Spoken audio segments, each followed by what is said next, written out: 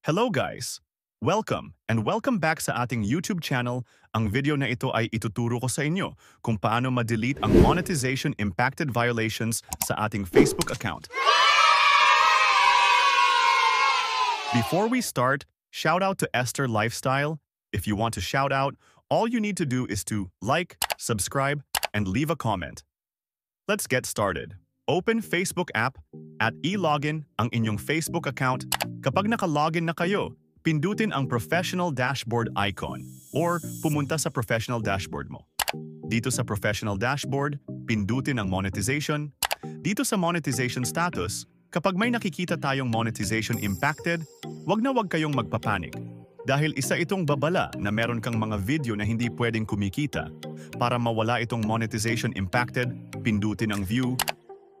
Scroll down, dito sa baba, dito natin makikita ang video na nagkakaroon ng violations or copyright. Kapag hindi mo ito agad madedelete, ang inyong monetization tools ay ma-demonetize. Para ma-delete po ito, balik po tayo sa Facebook Home. Pindutin ang Facebook profile icon. Pindutin ang Reels at hanapin mo yung video na nagkakaroon ng violations or copyright. Kapag long video naman, pindutin ang More.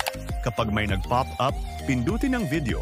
At dito sa All Videos, hanapin mo yung video na nagkakaroon ng violations or copyright. Dito sa taas, pindutin ang tatlong tuldok. Kapag may nag-pop up, pindutin ang Delete. Kapag may nag-pop up ulit, pindutin ang Delete.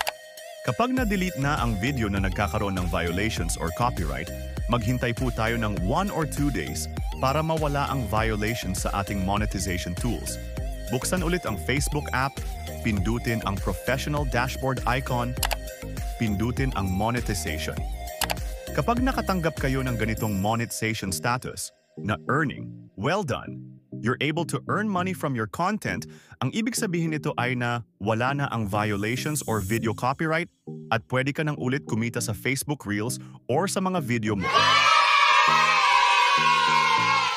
Kung gusto mo pa ng tips and tricks, huwag kalimutan mag-like, subscribe, and hit the notifications bell para lagi kang updated kapag may bago tayong video na i-upload.